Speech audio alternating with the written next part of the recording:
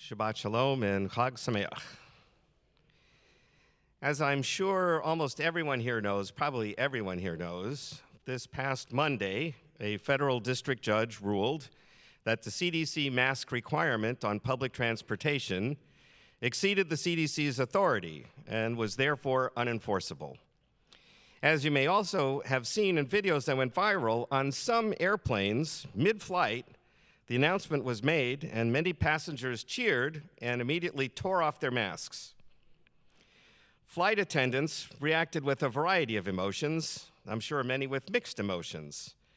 On the one hand, they've been asked to enforce a policy that many passengers vehemently and sometimes violently objected to. Even though the websites of airlines clearly stated the requirement as customers bought their tickets, once they were on the plane, they sometimes tried to refuse to follow the policy that they had agreed to when they purchased their tickets. And it was left to the flight attendants to enforce the rule on unruly passengers. So I imagine it was a relief in many ways for these poor flight attendants that the mandate was lifted.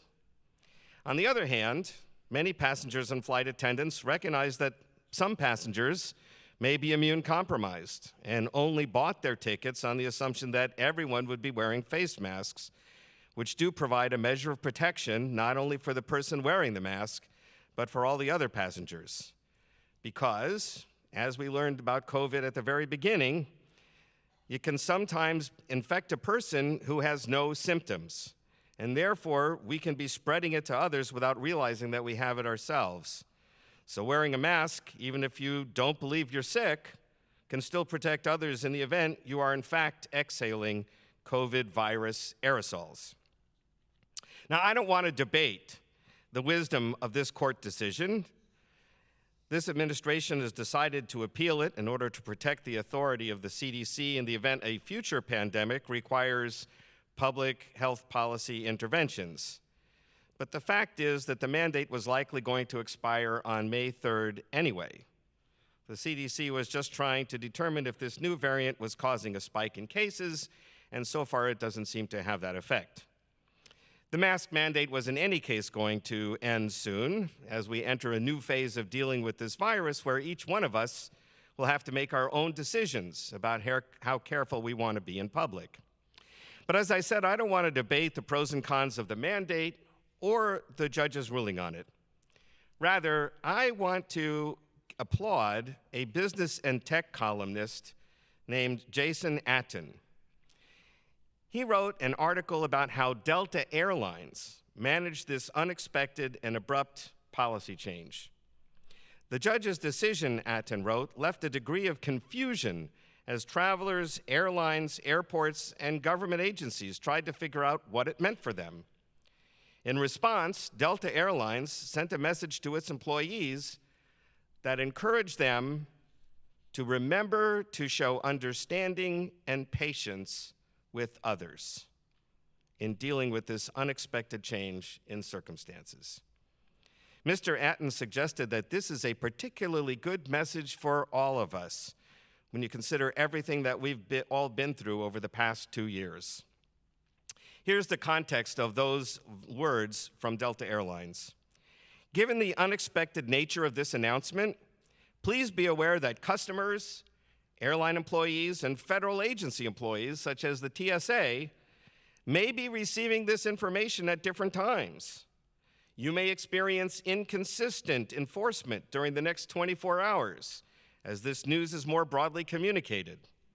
Remember to have understanding and patience with others who may not be aware enforcement is no longer required. Mr. Atten commented on the airline's announcement with this wise advice for all of us. Certainly, travel during a pandemic would be less stressful if everyone showed a little understanding and patience.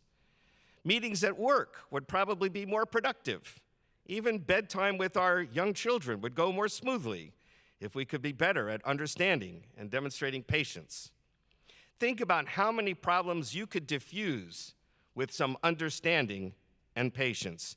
Imagine how many upset customers you could win over by really trying to understand their issue and by being patient, even when they respond angrily or inappropriately.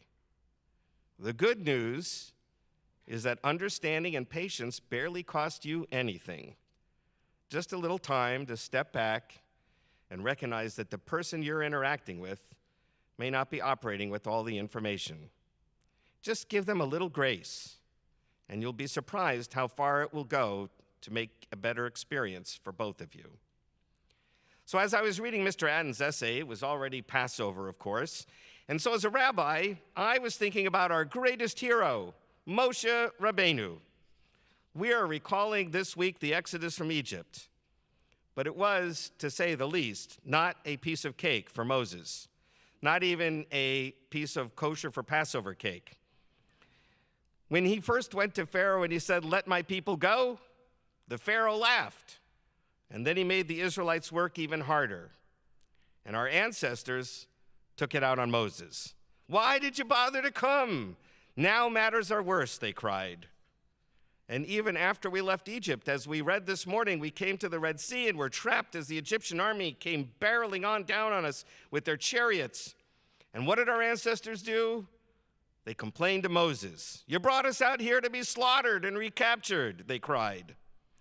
And we know they crossed the Red Sea and the army was destroyed, but the very next day they complained, "Moses, there's no water here. You brought us out to the desert to die of thirst." And then they complained there was nothing to eat. And then they complained as they were being attacked by the Amalekites. And then they got tired of manna and complained they didn't have meat to eat. And then they complained that Moses disappeared, so they needed a golden calf to worship. And on and on and on, one complaint after another.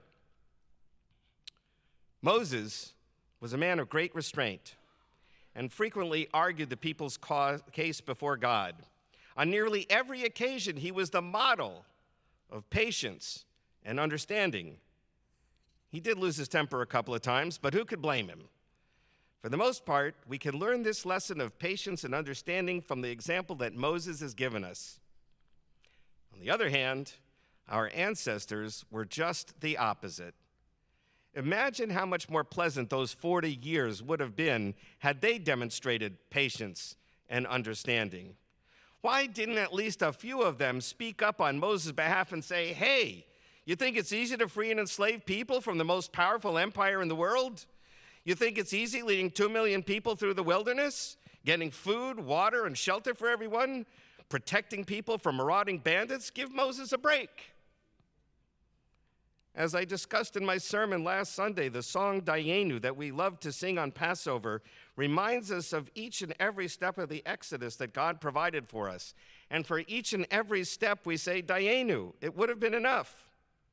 But instead, our ancestors complained almost immediately after each step. Of course, we needed all those acts of kindness and protection from God in order to be a free people in our homeland, with a set of laws and rituals that would create a caring and just society.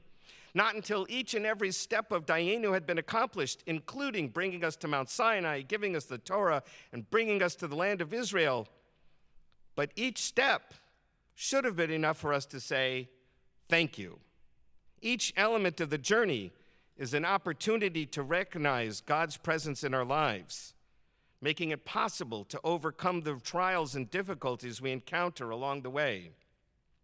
It is enough for us to say, Dayenu, thank you, God, for keeping us together and enabling us to move forward.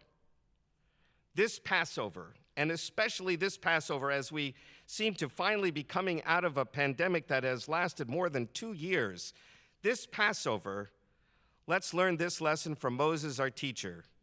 Let's correct the error of our unruly and easily angered ancestors.